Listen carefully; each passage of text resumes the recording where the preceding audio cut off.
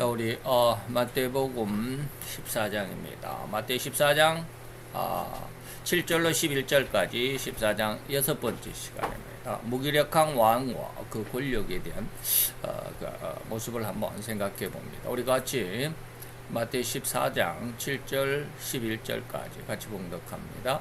헤롯이 맹세로 그에게 무엇이든지 달라는 대로 주겠다 허락하거늘 그가 제 어미의 시킴을 듣고 가로되 세례 요한의 머리를 소반에 담아 여기서 내게 주소서 하니 왕이 근심하나 자기의 맹세한 것과 그 함께 앉은 사람들을 인하여 주라 명하고 사람을 보내어 요한을 옥에서 목베어 그 머리를 소반에 담아다가 그 여아에게 주니 그가 제 어미에게 가져가니라. 아멘.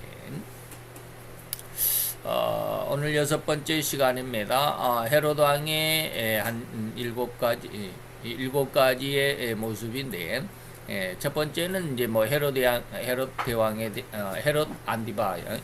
왕에 대한 전반적인 내용이 한 시간 있어서 오늘은 다섯 번째인데도 6번째 시간이 되겠죠. 무기력한 인격의 헤롯 왕을 한번 봅니다. 자, 헤롯은 옳은 태도를 드러내 보여주지 못했다라고 하는 것이 옳은 것을 옳다라고 말하지 못하는 그런 것이죠. 자, 모든 사람이 거의 그런 것 같죠. 옳은 것을 옳다고 여기지 못한다라고 하는 것이죠. 그 다음에 주위와 자기의 입장을 먼저 생각하고 주위의 환경과 그리고 자기 입장, 그래서 옳지 못한 일을 그대로 행하였던 것이다. 거의 모든 사람이 이런 모습으로 살죠. 그냥 그 상황 속에 자기 자신을 내던지는 그런 삶입니다. 거기에 대해서 옳은 것은 옳다, 아닌 것은 아니다라고 말할 용기도, 그리고 그러한 사람이 거의 찾아보기가 힘들다라고 하는 것이죠. 그 순간순간 그 상황에 대처해서 살아갈 뿐이다.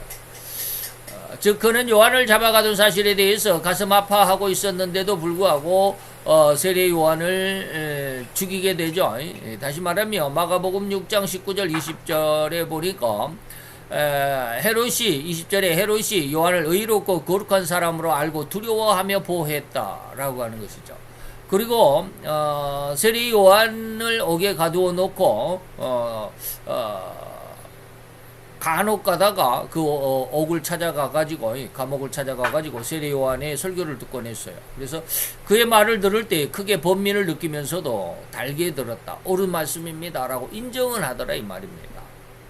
그런데 행동으로 아직 나타나지를 못하죠. 저도 역시 마찬가지인데 참 안타까운 이런 과정들이 있습니다만 어쨌든지 어부딸의 요구에 그리고 자기가 말한 그 말에 대해서 정의를 세워 드러내지도 못했다. 이것은 옳지 않은 것, 내가 잘못 약속을 잘못했구나, 내가 큰 실수를 했구나 라고 자기 자신의 실수를 인정했어야 되는데 그러지 못했다. 그러한 어떤 정의를 세워 드러내지 못하고 있다 라고 하는 것이죠. 오히려 그 정의를 저버리는 일을 행하고 말았다라는 것이죠. 잘못된 약속을 그대로 시행하려고 했다.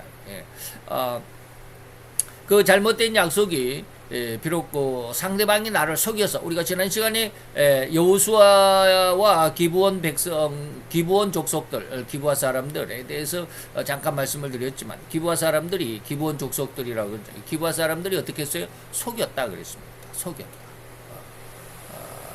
그런데도 불구하고 그런 속임에 대한, 다시 말하면 속은 그 약속을 지켰음에도 불구하고 하나님은 그것은 잘못된 약속이었기 때문에 여호수아와 그리고 유대인들, 히브리 백성들에게 그것은 옳지 않는 일이다라는 어떤 결말, 다시 말하면 진멸하라고 했음에도 불구하고 진멸하지 않았던 그 결과에 대한 안타까운 모습이 오늘날까지, 그리고 앞으로 역사가 진행되어 가는 모든 마지막 순간, 예수님의 재림의 순간까지 그 안타까운 일들은 일어나게 되겠죠.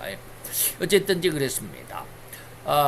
그래서 정의를 세워 드러내지도 못하고 오히려 정의를 저버리는 일, 다시 말하면 사람을 보내어 요한을 옥에서 목베었다라고 오늘 말씀 중에 있습니다. 이는 주변의 상황에 따라서라고 그래야 되는데 을 따라서가 뭡니까? 주변의 상황에 따라서 용기 없는 일을 아무렇게나 하는 사람임을 명백히 드러내는 그런 상황이죠. 그 사자용어로 보면 부화내동, 주변이 그냥 막 이렇게 저렇게 막 흔히 말하면 대세가 그러니까 자기도 그렇게 따라간다라고 하는 그런 어떤 모습이죠. 참으로 타락해버린, 하나님께 죄를 범하여 죄인이 되어버린 인간의 가장 안타까운 일면일 수밖에 없는 인간의 그런 모습이죠. 그래서 타락해버렸고 죄인으로 전락해버린 인간의 가장 안타까운 면 중에 하나가 바로 뭐냐면 세상을 정복하고 통치해야만 했던 이 특권을 잃어버리고 오히려 그 세상과 세상의 법칙의 종이 되어서 쩔쩔매는 인생이 되어버렸다는 것이죠. 이게 이제 히브리서 2장 15절에 죽기를 무서워해서 일생에 매여 종노릇하는 모든 인류다라고 이렇게 말하고 있죠. 예수님은 이러한 이렇게 일생에 매여 종노릇하는 우리들을 위해서, 모든 자들을 위해서 예수님이 세상에 오셨고 십자가에 죽으셨다라는 그런 말씀이 바로 히브리서 2장 12절입니다. 즉 세상의 눈치를 보는 인격으로 타락해버렸다라는 것이죠. 세상 법칙에 굴복할 수밖에 없는 정말 안타까운 인생으로 전락해버렸다라는 그런 의미가 아니겠나 이런 것이죠. 자, 이런 인간의 생태, 곧 죽기를 두려워해서 무서워해서 일생에 매여 종노릇하는 이러한 상태는 어떤 삶을 의미하는 것일까? 이런 의미가 바로 세상에 굴복하는 생태고 세상 법칙에서 결코 허리만큼도 벗어날 수 없는 인간의 가장 안타까운 생태의 한 단면일 뿐입니다. 자, 이제 우리가 그 내막을 조금 알아보도록 하겠습니다. 곧 우리나라의 현실을 한 예로 들면 가장 쉽게 이해할 수 있을 것입니다. 오늘날 다시 말하면 제가 23년 10월달에 이 원고를 지금 써놨는데 지금 6월달이니까 한 8개월 전이죠. 8개월 전에 이 원고를 써놨습니다. 우리나라 대한민국에서 버젓이 일어나고 있는 현실이죠. 그때 당시에 오늘날도 역시 마찬가지지만 오늘날도 너무나도 극명하게 너무나도 또렷하게 일어나고 있는, 다시 말하면 그 정의, 옳고 옳은 것을 옳다라고 잘못된 것을 잘못된 것이다라고 말하지 못하고 대세 흐름이 그러니까라고 하는 이러한 일들이 오늘날에도 버젓이 일어나고 있죠. 자, 그것은 일명 개딸이라고 하는 개혁의 딸이라고 그러는데 저는 개혁의 딸이라는 말보다는 그대로 그 말 그대로 말하고 싶은데 이러한 사람들의 인격 이하의 행태를 지칭하고자 제가 이 말씀을 드리는 거죠. 저는 우리나라 역사상 정치인 중에서 가장 비리의 온상이라고 의혹을 받는 이땡명이라고 하는 한 사람을 추정하는 자들이고 그 집단을 개딸이라고 그러죠. 저들의 행태가 정상적이거나 인격적이라고 해석할 수 없는 그런 행태들인데 그런 행태들을 거부하지는 못하더라 이 말입니다. 저들은 무리를 지어서 몰려다니면서 이러한 무리를 지어서 몰려다녔다라고 하면 다 이 어떤 그 요즘으로 말하면 좋은 말로 팬덤 현상이다라고 팬덤 현상이다라고 이렇게 말하는데 참 성경적인 말로 하면 에브라임 지파의 습성입니다. 에브라임 지파의 습성. 아주 쉽게 말하면 어떤 그 힘을 상징하는데 이 힘이 어떤 힘이냐? 단체의 힘이다 이 말입니다. 여러 사람의 무리를 지어가면 그 무리의 힘을 거역할 수가 없죠. 엊그저께도 뭡니까 반려견들 동영상이 하나 잠깐 있어서 봤는데 그 콕이라고 하는 헬시콕 콕이라고 하는 강아지 있잖아요. 숏다리 다리 짧은 거. 근데 그 다 커도 등치가 고만고만해요. 그러니까 쉽게 말하면 이제 아빠 코기가 있습니다. 근데 그 아빠 코기가 6마리인가의 새끼를 낳아가지고 얘들이 또 성장해가지고 아빠 등치만 해요. 그러니까 누가 아빠인지를 잘 몰라. 누가 아빠 개고 누가 새끼들 개인지를 잘 몰라. 그런데 이 6마리가 얼마나 극성인지 아빠를 그냥 막 물로 뜯고 그냥 막 아빠가 치어가지고 거기에 아빠 개가 아빠 개의 어떤 위상을 드러내지 못하고 맨날 쫓겨다니고 뭐 먹고 있으면 와가지고 그냥 막 뺏어 먹고 그래도 새끼들한테 뺏기고도 아무런 어떤 대응을 못해. 가서 쫓아가가지고 뺏으려고 그러면 또 여러 형제들이 와가지고 그냥 막 아빠 개를 그냥 막 물로 뜯고 막 그러니까 자기 먹이를 뺏겨도 그냥 아빠 개는 저 한쪽 구석에 가가지고 밀려나 있고. 그래서 이제 동물 행동 연구가가 이렇게 가만히 보더니 이유가 있다. 왜 이유가 있느냐? 그러니까 아빠 개에 꼬리가 없어요. 개들이 짐승들 개들은요 꼬리가 상징이래요. 그래서 꼬리가 없어서 자기의 어떤 그 기세를 세우려면 꼬리를 바짝 세우고 이렇게 탈락탈락 이렇게 해야 되는데 아빠 개가 꼬리가 없어. 그러니까 이 새끼 개들이 이 아빠 개의 위상이 없다라는 걸 알고 그냥 막 아빠 개한테 덤벼드는 거야. 그래서 그러면 어떻게 하면 아빠의 개의 위상을 살려주겠냐 그러니까 1대1로 한번 붙여봐라. 그래서 6마리는 다 한쪽에 묻혀놓고 한 마리씩 아빠 개 있고 한 마리씩 이렇게 딱 갖다 놓고 이제 먹이를 줘보면 이 옛날 습성대로 새끼 개가 막 저기 먹이를 빼앗으러 올 거 아니에요. 그러면은 그때는 1대1이니까 아빠 개가 힘이 있잖아요. 그러니까 그냥 막 안전히 길을 딱 뭡니까 그 군기를 잡아주죠. 그래서 6마리를 전부 다 1대1로 해가지고 1대1로 하니까 아빠 개가 이기죠. 6마리가 떼거지로 몰려들면은 못 이기지만 바로 이제 그렇게 해가지고 이제 그렇게 하는 그 영상이 있던데 여기서 보면 제가 뭘 이야기를 하려고 하면 떼거지로 오면 떼거지를 견뎌낼 사람이 없어요. 그 우리나라의 그 북한에서 비행기를 타고 귀순한 귀순 조종사가 누군지 아십니까? 이웅평이라고 하는 소령이 있습니다. 그런데 저는 이웅평이밖에 몰라요. 제가 신학교 다닐 때 1986년인가 7년인가 아마 그때일 거예요. 6년인가 7년인가 그때. 그러니까 굉장히 오래됐죠. 한 40년 가까이 됐을 텐데 그때 갑자기 이제 신학교 다니는 그때인데 갑자기 제가 그때 이제 그 구로동에 있었는데 막 사이렌이 울리고 난리법석이었어요. 그때 그 음악 그 프로그램을 막 그 가수들 나와서 음악 그 노래 부르고 막 그런 어떤 영상 텔레비 프로그램을 이렇게 진행하는데 그 밑에 자막으로 쫙 흘러갔어요. 북한의 비행기가 지금 남하하고 있다. 그래서 전부 이제 경계태세를 하고 막 그랬는데 그때 넘어오신 분이 바로 이웅평 대위. 그래서 이제 1계급 특진해갖고 소령 그랬는데 지금 아마 은퇴를 했습니다. 근데 그 사람만 알고 있는데 어저께인가요 보니까 이만갑 이제 만나러 갑니다 하는데 이만갑이 또 한 사람이 나왔어요. 그분도 이철수라고 그러더라고요. 이철수. 그분도 이제 소령으로, 소령으로 진급해서 아마 지금 정년했나 모르겠습니다. 근데 그분을 제가 왜 이야기를 하려고 하냐면, 이분이 엘리트 중에 엘리트잖아요. 그 북한의 비행사라고 한다면. 근데 이분이, 자기 아내도 있고 아이들도 있고 부모도 있고 그런데 왜 이렇게 북한 남한으로 월남을 했느냐라고 비행기를 타고 이제 넘어왔느냐라고 하면 북한에서 하나의 사건이 있었습니다. 그 비행 편대에서도 아주 이제 쉽게 말하면 최고의 비행사였대요. 이제 기술을 가진 비행수를 가진 최고의 비행사였는데 하루는 그 김일성이 1호 과수원이 있어요. 자두 과수원에 인근에 있는 아이가 너무 배가 고파가지고 그 울타리를 넘어가가지고 자두를 따먹은 게 아니고요. 자두의 맛을 내려고 그 자두의 땅 뿌리에 그 설탕을 그렇게 부어 놓은대요. 근데 그 아이가 흙을 파내고 그 설탕을 좀 주워 먹었어요. 너무 배가 고프니까. 근데 그게 걸려가지고 그 아이를 총살을 시켰답니다.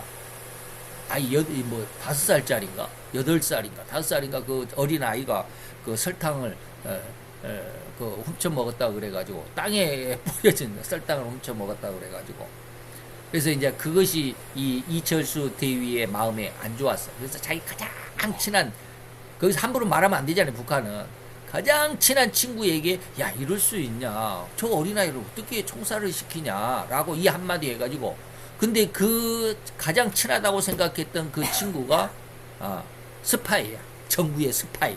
그래가지고 이제 고발을 당해가지고 한 70명이었대요. 그 비행사 그 안에. 70명한테 이제 자비판을 받는데 정신이 하나도 없더랍니다.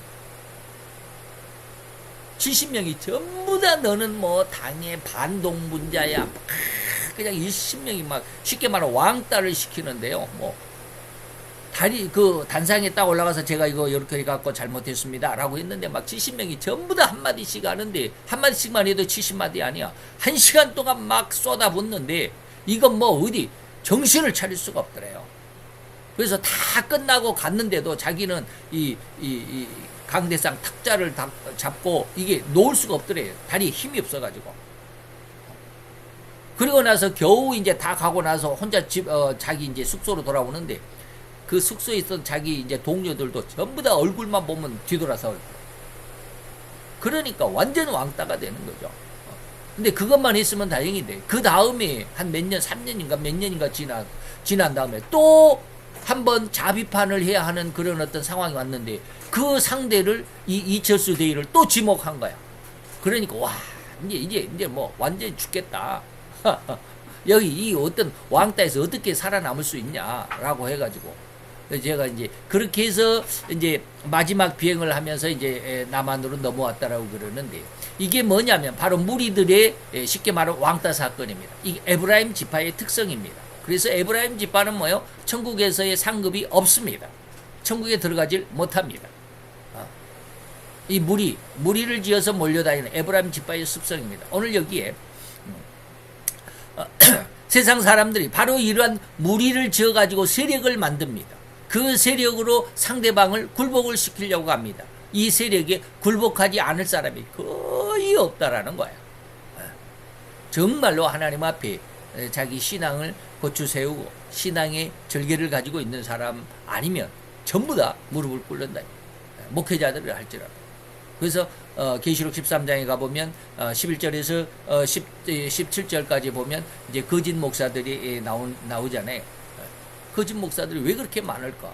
바로 이런데 정확히 하나님의 은혜에 우리가 뿌리를 내리지 못하면 이런 어떤 무리의 그 세력에 전부 다 무릎을 꿇고 맙니다. 세태가 그러니까 거기에 내가 끼지 않으면 내가 살아남을 수가 없으니까 이 말이죠. 그래서 이렇게 무리를 지어서 몰려다니면서 자기들의 주장이나 의도에 반대되는 일이나 행동을 하는 사람을 찾아가서 온갖 폭언과 심지어는 폭행까지 일삼습니다.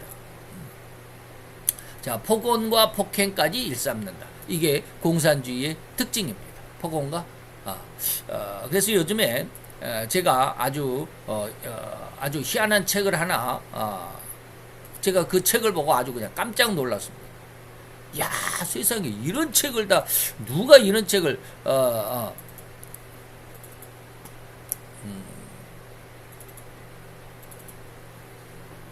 이겁니다. 이게 뭐냐면 이제 이게 저희가 작아 가지고 이렇게 한쪽 부분밖에 안 나오는데 이거가 버렸네. 요렇게 생겼습니다. 근데 책 제목이 뭐냐면 공산주의 유령은 어떻게 우리 세계를 지배하는가. 상권 하권 두 권이 있는데 두 권 합해서 약 900페이지입니다. 그러니까 그들의 이제 공산주의 뭐 슈퍼정부 상대를 모함하고 무신론의 그러한 사상을 퍼뜨리고 유물주의, 과학미신, 뭐 난리법서, 뭐 우민정책 이런 것들을 쭉 하는데 도대체 이 사람들을 어떻게 해서 이런 900페이지나 되는 이 엄청난 자료를 모으고 연구를 해가지고 이렇게 썼을까? 정말 제가 이 책을 보고 이 책을 다 읽지는 않았습니다. 그 차례를 이렇게 한번 차례를 읽어보고 깜짝 놀랐습니다. 세상에 이런 책이 다 있나. 어마어마하지. 근데 이 책 속에서 하는 말이 뭐냐면 바로 그거예요. 공산주의의 특징 중에 하나가 뭐냐면 폭력과 폭언과 폭행이다. 전쟁. 그래서 저들의 모습이 바로 이러한 모습이었죠. 무리를 지어서 나타나는. 그래서 자기들의 대장격인 이땡명의를 반대한다는 의미로 수박이라는 단어를 사용하고 있었죠. 그래서 수박은 겉은 푸르지만 속은 새빨간색이라서 겉과 속이 다르다는 의미로 사용하는 것입니다. 그래서 수박을 색출해한다고 우리를 반대한 자들, 쉽게 북한 용어로 하면 반동분자들을 색출해야 된다 이런 것이죠. 그래서 수박 풍선을 가져다가 발로 밟아 터뜨리는 그런 수박을 박살내야 한다라고 하는 길가의 선전용 트럭을 이용해서 선동하기를 마다하지 않습니다. 이게 이제 바로 그런 것이거든요. 길가에다가 이렇게 수박 풍선을 놓고 그냥 막 밟고 수박 깨기, 그리고 여기 선전용 이게 차량을 동원해가지고 이 난리법석입니다. 앞에 있는 이거 뭡니까? 여기 다른 사람들은 다 이렇게 모자이크 처리는 이게 모자이크 처리 안 한 사람이 이 사람이 국회의원입니다. 이 수박 깨기의 주동자 국회의원입니다. 근데 이름은 제가 잘 모르지만 예, 좌우지간 그렇습니다. 넘어갑시다. 그래서 저들은 오로지 만장일치로 이땡명의를 위한 말을 해야만 옳다라고 인정하는 이른바 전체주의, 전체주의죠. 예. 전체주의적인 이 행태를 보일 뿐입니다. 단 한마디라도 이재명의를 반대한다면 수박이라고 규정하고 박살내만 한다는 폭언을 일삼습니다. 그리고 그 국회의원 선거 사무실을 가가지고 그냥 막 난리칩니다. 막 욕하고 그냥 막 사태질하고 난리법석입니다. 이게 뭐예요? 이게 바로 어떤 그 무리, 왕따를 시키는 이 무리의 행동, 에브라임인 지파의 그런 어떤 속성들입니다. 그러니 저들의 이러한 폭력과 폭언에 대항할 의원이 살아남을 수 있겠는가 이 말입니다. 다음 국회의원 선거 총선에서 이제 이때 당시에는 이제 벌써 올해 4월 10일 날 총선이 이미 끝났고 이제 며칠 전에 이제 그들이 22대 국회의원이 됐죠. 국회의원 5월 31일부터 22대 이때 당시에는 작년 10월이니까 이때 당시로 하면 4월 6개월 후에 있을 총선이죠. 이때 당시로 보면 제가 이제 작년 10월 달에 이 말씀을 썼으니까 작년 10월 달에 이 원고를 썼으니까 6개월 후에 총선이 있었고 지금으로 말하면 이제 2개월 전에 총선이 이제 됐고 말이죠. 어쨌든 이 총선에서 지역구에 공천을 받아야만 다시 입에 풀칠이라도 할 수 있을 텐데 저런 개딸들의 폭행에 견뎌낼 수가 없으니까 그대로 저들에게 굴복할 수밖에 없다.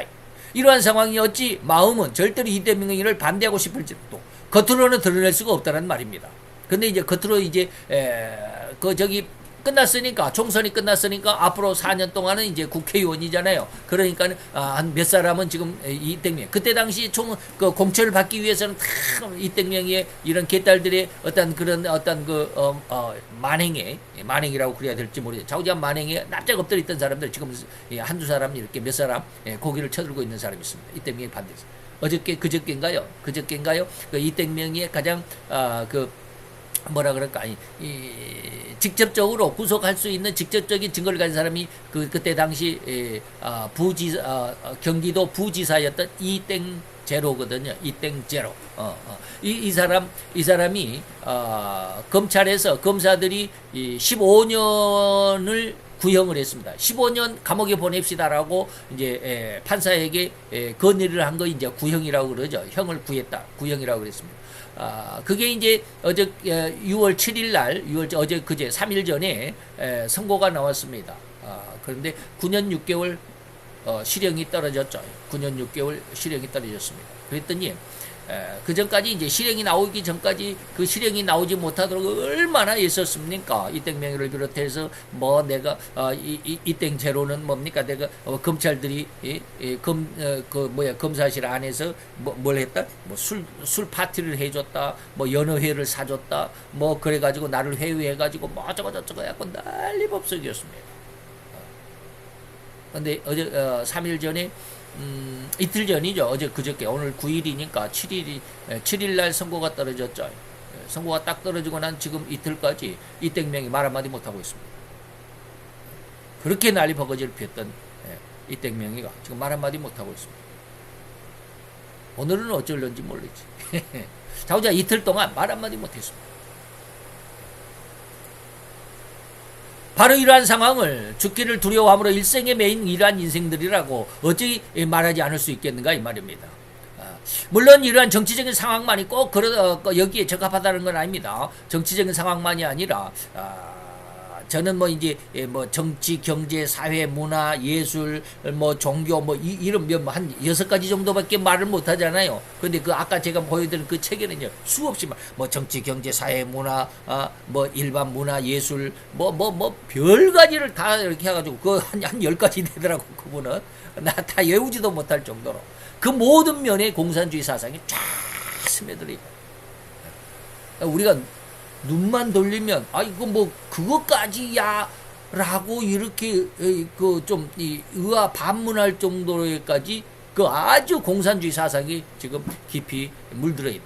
심지어는 우리 이렇게 기독교 안에까지 말이죠. 목사들까지 공산주의 사상이 물들어 가지고 이번에 대통령의 부인 김땡희 여사에게 디올백을 선물했던 이 사람이 누구요? 목사예요, 목사. 이런 사람들이 그러니 세상에 공산주의 어떤 사상, 유물의 사상, 하나님을 거역하고 반대하는 사상, 다시 말하면 마귀의 세상을 장악한 이러한 사상이 들어가지 않은 곳이 없어요. 다 들어가 있습니다. 그러니까 꼭 정치적인 상황만이야 그런 것이 아니고 온 세상 인간이 살아가는 모든 방면에서 이러한 일생의 메인 삶에서 제외되는 측면은 결코 있을 수가 없다. 온 인류가 다 일생에 매여 있다. 종교계나 경제계에서조차도 예외는 아닙니다. 한 종교적인 모임에서 일화를 소개해드리겠습니다. 제가 아주 오래전이었습니다. 뭐 지금 한 10여 년 전이었죠. 어느 날 종교적인 한 모임에 참석했습니다. 제목은 직장 병원 선교회 사역이었습니다. 병원 선교회 사역에 병원 선교회 사역을 하는 회장이 모집을 했어요. 그것이 이제 중심 주제였습니다. 그때 제가 이제 뭐 하고 있었느냐면 청소 일을 하고 있었습니다. 건물 청소를 하고 있었으니까 야 목사가 이게 뭐 목회 저기 뭐야 이 교회도 못하고 교회도 없고 목회도 못하고 그러면서 청소하는 청소부 역할을 하고 있으니까 좀 지금도 역시 마찬가지지만 지금은 좀 그나마 낫지만 그때 당시에는 조금 마음속으로 그러지만 그래도 뭐 먹고 살아야 되니까 그런 상황에서 병원 직장 선교회 병원 선교회에서 그 교육을 한다. 그래서 나는 이제 이 교육을 받으면 병원 선교회의 선교회 목사 그 병원마다 뭡니까 그걸 뭐라고 그러나요? 병원마다 직장 선교회가 있습니다. 이 목회가 그걸 뭐라고 그러는데 얼른 지금 머리에서 기억이 생각이 날 듯 말 듯 한데 얼른 말이 그 단어가 생각이 안 나네요. 어쨌든지 그렇습니다. 그래서 유료 세미나였습니다. 그때 뭐 10몇만 원, 20만 원 가까이 세미나였죠. 그래서 경기도 영흥도의 한 기도원을 빌려서 3박 4일 일정으로 진행되어 있었습니다. 주최자인 병원 선교회장 목사님과 그 스태프들도 있죠. 그 병원 선교 그 사람 밑에서 병원 선교 지금 그 병원을 말씀드려도 될는지 모르겠지만 수병원입니다. 수병원. 그래서 뭐 수병원은 각 지역마다 있습니다. 뭐 한강 수병원, 뭐 여기 우리 수원에도 여성 수병원도 있고요, 수원 수병원도 있고요, 뭐 구로동에 가보면 구로 수병원도 있고요. 뭐 거의 다 수병원이 굉장히 큽니다. 그 수병원의 병원 선교회 회장입니다. 그게 굉장히 크죠. 거기에 이제 그 병원 선교회 원목이라고 그러는 원목. 그 말이 왜 그렇게 생각이 안 났을까? 그 원목들이 상당히 많이 있습니다. 그 스태프들 전도사 목사들입니다. 역시 전도자들로 꾸려져 있었고 다들 병원 안에 조직되어 있는 선교에 근무하고 있었습니다. 그래서 이 세미나를 통해서 병원 선교에 근무할 수 있었으면 하는 가느다란 희망과 기대를 안고 저희 친구 장 목사님을 제가 권해가고 그때 우리 장 목사님도 교회가 없었으니까 좀 한번 가봅시다 그러니까 그래 한번 가보자 그래가지고 우리 병원 선교 한번 해보자 라고 해가지고 같이 동참하게 되었습니다. 참석해보니 전국에서 목회하는 분 중에서 목회가 잘 안 되는, 저같이 이제 목회를 못하고 있다거나 목회가 잘 안 되는 한 15, 16명 정도가 모였었습니다. 세미나는 진행되었고 주최 측 목사님의 강의가 계속되었습니다. 그런데 막상 강의의 내용이 저의 마음을 심각하게 자극했고 짜증나게 했습니다. 나중에 한 사실이지만 그 선교회장 목사님이 독일에서 신학을 공부했던 사람이라고 그래요. 독일에서 독일 신학 쉽게 말하면 신신학입니다. 그래서였을까요? 선교회에 입단해서 근무하는 병원 선교의 이러저러한 내용, 뭐 병원 선교에서는 이렇게 원목들은 이런 일을 해야 됩니다. 뭐 그러한 내용, 근무 어떤 이런 거 사명감 등 뭐 이런 것에 대한 설명하고 교육하는 것이 아니라 연신 자기의 성경관에 대해서 강의를 이어가는 것이었습니다. 그래서 성경이 너무도 오랜 역사를 이어오면서 사람들에 의해서 이리저리 해석이 되고 번역이 되면서 많이 변질되었다는 아주 신신학적인 내용의 강의를 계속 가는 것이었습니다. 그래서 독일 신학은 뭐예요? 칼발트. 독일과 카나다는 제가 보기에는 정통적인 신학을 하려고 하는 사람들은 유학을 가는데 고려해 첫 대상이 독일과 카나다입니다. 독일과 카나다는 조금 신신학물이 강합니다. 그 중에 독일은 아주 강합니다. 이 칼발트라고 하는 이 신학자의 사상을 받아서 거의 신신학에 가까운 신학의 특징이라고 할 수 있습니다. 근데 이런 신학을 받았으니까 성경이 너무 오랜 시간 사람들에 의해서 이리저리 해석이 되고 번역이 되면서 변질이 됐다. 그런 강의 내용이 계속 되는데도 참석한 15, 16명의 인원, 그것도 나름대로는 목회한다라고 하는 목회자들이 아무런 대항이나 반대 의견이 나오지 않았고 오히려 그 말이 맞다라고 이렇게 고개를 끄덕이고 수긍하는 그런 상황이었습니다. 왜 그랬을까? 이 세미나에 반대하고 나섰다가는 아무래도 이 단체, 곧 이 병원 성경의 이론이 될 수 없을 것이 뻔했기 때문에 그랬습니다. 저도 처음에는 그랬습니다. 그래서 자기들의 성경 강과는 너무나도 다른 강의일지라도 대항하지 못했던 것입니다.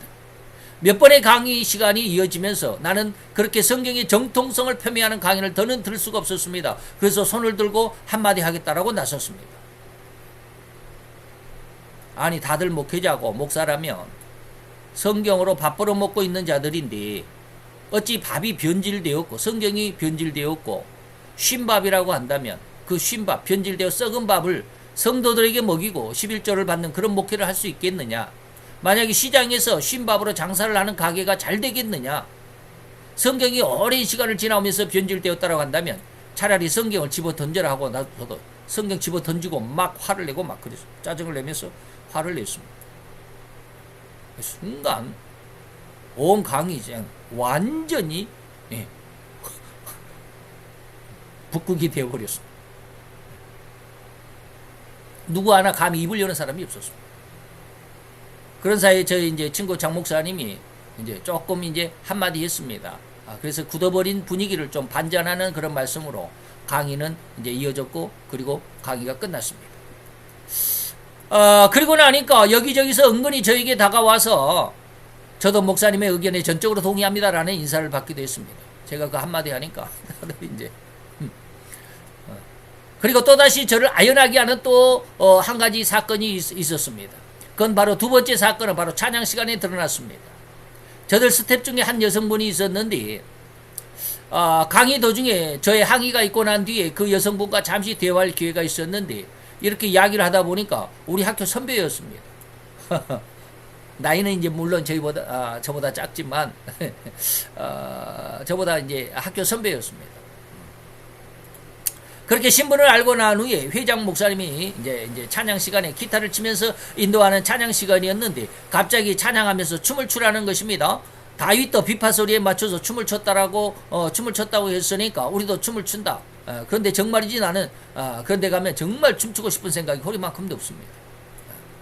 그래서 앉아만 있는데 드디어 저를 지목하고 춤을 추라는 것입니다. 나는 싫다고 했습니다. 그래서 문을 열고 그냥 밖으로 그냥 뛰쳐나가 버렸습니다. 저는 강의장에서 나와버렸습니다. 그런데 회장 목사님의 사모님이 나오신 내 손을 잡아 끌면서 다시 강의실 안으로 들어갔는데 같이 춤을 추자는 겁니다. 나는 절대 동의할 수 없다라고 버텼고, 그렇게 나에게 거절을 당하고 사모님은 자기 자리로 돌아갔고, 이후부터 스텝 중에서 여성분들이 하나씩 나에게 다가와서 내 손을 잡아 끄는 것이었습니다. 나는 움직이지 않았습니다. 그러다가 급기야 우리 학교 선배를, 아까 이제 선배가 하나 있었다고 그랬잖아요. 그 여전도사님이 저에게 다가왔습니다. 나는 그래도 일어나지 않았습니다. 바로 이때의 인물이, 바로 그때 그 전도사님 말이 저를 아주 아연시색하게 했습니다. 그 전도사님이 저희 귓가에 대고 속삭이는 것이었습니다. 지금 뭐 노래소리 들리고 그냥 막 기타 치고 막 노래하고 그러니까 아주 시끄럽잖아요. 그래서 같이 다들 일어나서 다들 춤추고 난리인데 나 혼자만 앉아있는 거예요. 그러니까 이 여전도사님이 저희 와가지고 그 스텝이 몇 명이었는지는 모르지만 여자분들이 상당히 있었거든요. 그러니까 각 병원마다 이제 원목이라고 해가지고 여전도사님 또 여목사님들 이렇게 들어가 있는데 그분들이 전부 다 한 사람씩 와가지고 나를 이제 나에게 내 손을 잡아서 같이 춤을 추도록 하려고 하지만 일어나지는 않았어요. 근데 이제 드디어 마지막으로 저의 그 선배 여전도사가 와서 이런 것입니다. 저희 귓가에 대고 속삭이는 것이었습니다. 목사님, 저 좀 살려주세요. 이런 상황을 이끌어가지 못하면 회장 목사님께 호되게 질타를 받습니다 라는 말이었습니다. 와, 그 말을 듣고 정말 마음 아프더라. 그러나 그런 말을 듣고도 나는 움직이지 않았고 모든 스텝이 다 동원돼서도 심지어 그 회장 목사님의 사모님까지 나서서도 나를 춤추게 하지 못했고 그 찬양 시간을 마치게 되었습니다. 바로 이 선배님의 말씀이 저를 슬프게 한 것이었습니다. 바로 이러한 상황.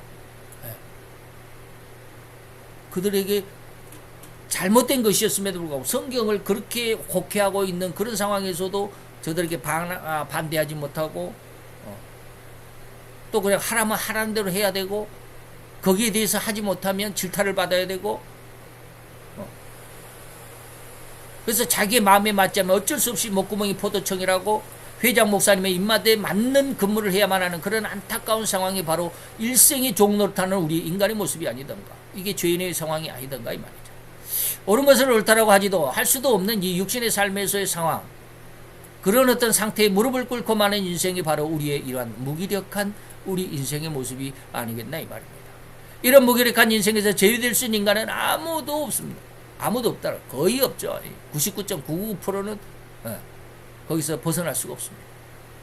하나님을 거역하여 죄를 범한 인간들, 그 죄인들은 절대로 이러한 세상과 세상 법칙을 거역할 수가 없습니다. 온통 세상과 세상 법칙에 굴복하면서 더욱이 그 세상과 세상 법칙이 인생의 최고 목표라고 온 세상이 교육한 이러한 교육의 상황이니 어찌 이 교육의 효과를 부정할 수 있겠는가 이 말입니다. 그래서 하나님도 이러한 모습을 보고 창세기 8장에 뭐라고 그랬느냐면 인간의 마음, 사람의 마음이 계획하는 바가 어려서부터 악하다라고 이렇게 말씀하셨습니다. 온통 죄악으로만 살아갈 뿐인 인간, 이런 인간 생명을 장악한 장본인의 정체가 마귀임을 모르는 사람이 없을 것입니다. 그래서 요한복음 8장 44절 예수님은 마귀를 뭐라고 그랬어요? 거짓말쟁이고 거짓의 아비다 라고 이렇게 말씀합니다. 그래서 인간의 어려서부터 이 죄악된 심성 또는 성장해 가면서 배우는 모든 것이 거짓말뿐이라고 해도 절대 과언도 잘못된 진단도 아닐 수밖에 없는 이런 상황. 어찌 인간이 이 죄를 떠나서 살 수 있겠는가 이 말입니다. 있다면 오로지 죄를 떠나서 살 수 있는 길은 성령 세례로 인해서 죄성까지라도 완전하게 정결케 함을 얻는 성도로야만이 이 세상과 이 세상 법칙에 무릎을 꿇지도 않고 꿇을 수도 없는 그런 인격이 되는 것입니다. 물론 지금 저 역시 지금 제가 계속 그런 말씀 드리잖아요. 그리스도를 본받아라는 책을 계속 들으면서 지금 뭐 한 10번 이상 들었겠죠. 계속 듣습니다. 지금도.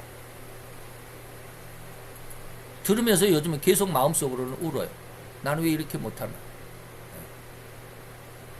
이게 바로 이제 일생의 메인 그런 모습이 아주 그냥 적나라하게 보여지니까 어쨌든지 그렇습니다. 이 세상 법칙에 무릎을 꿇지도 꿇을 수도 없는 그런 인격으로 우리가 성장해야만 합니다. 뭐함으로 인해서? 성령 세례로 인해서. 이런 그래서 마음이 청결하고 마음이 거룩함을 얻어야만 이러한 세상과 세상의 법칙에 무릎을 꿇지도 꿇을 수도 없는 그런 인격이 됩니다. 마귀는 오로지 세상을 통해서 모든 인간을 하나님에 대한 반감을 갖도록 온갖 노력을 기울일 뿐입니다. 곧 하나님에 대한 모든 능력이 없이는 그래서 무기력한 인간이 되도록 능력이 없는 거예요. 하나님에 대한 모든이란 말이 들어가가지고 제가 헷갈렸네요. 하나님에 대한 능력이 없는, 믿음이 없는 이 말이죠. 그래서 무기력한 인간이 되도록 또한 인간을 온통 완전하고 완벽하게 조롱한다라고 해야만 할 수 있는 것이 뭐요? 마귀입니다. 곧 마귀의 온통 자기 영광이 희롱당하는 인생들일 뿐입니다. 절대로 이런 상황, 이런 결말 외에는 다른 결말이 인간에게 있을 수가 없습니다. 이제 성도는 진실을 위해 살아갈 필요가 있고 오로지 진리를 위해 살아가야만 하는 존재들입니다. 설령 그 길이 너무나도 험악하고 흉악하여 엄청난 환란 속에서 정신을 차릴 수 없을 지경이며 더 나아가 생명을 잃는 곳까지 밀릴지라도 결코 이 길 중심에서 서 있어야만 합니다. 제가 이것을 위해서 요즘 많이 기도하는데 그리스도를 본받아라는 책을 제가 처음에 굉장히 무시했다고 그랬잖아요. 근데 이제 요즘에 읽으면 읽을수록 정말로 대단한 책이구나 라는 것을 느끼는데, 물론 이제 한쪽 부분은 제가 좀 서운한 부분도 없지 않아 있지만 그런 상황 속에서 바로 이러한 내용들을 우리 마음속에 아주 철저하게 이런 신앙으로 성장해 가야 된다라는 그런 느낌을 많이 받습니다. 그래서 뭐 옛날 구도자들, 다시 말해 하나님을 구하는 그 심정이나 오늘날 우리가 하나님에 대해서 정말로 하나님이 선이 온전히 기뻐하시는 그런 신앙으로 성장하고를 원하는 그런 성도들의 마음이나 어찌 다르겠습니까? 다 똑같죠. 그래서 그러한 모습 속에서 아직 그러한 신앙 안으로 성장하지 못한 안타까움 속에서 저도 요즘에 많이 마음속으로 많이 울고는 있지만 좌우지간 잘 안 되는 건 사실이에요. 바로 이러한 삶, 그러한 믿음은 절대로 인간이 스스로 가질 수도, 그러한 성도가 또한 되었다고 할지라도 가질 수도 없습니다. 오로지 보혜사 유래 성령님께서 책망하신 이 3가지의 책망을 받아야만 오직 유일한 방법일 뿐입니다. 절대로 성령의 세례뿐입니다. 성령님의 이 3대 책망을 받을 수 있어야만 하고, 이 책망이 진실로 성도들에게 전화위복이 될 뿐이니 온 세상, 곧 이 물질의 세상과 아울러 영계, 또는 곧 마귀와 천사들의 세상까지라도 정복해야 합니다. 정복하고, 그리고 모든 생명, 곧 동식물의 생명뿐만 아니라 영적인 생명, 곧 마귀와 천사들까지라도 다스릴 수 있어야 합니다.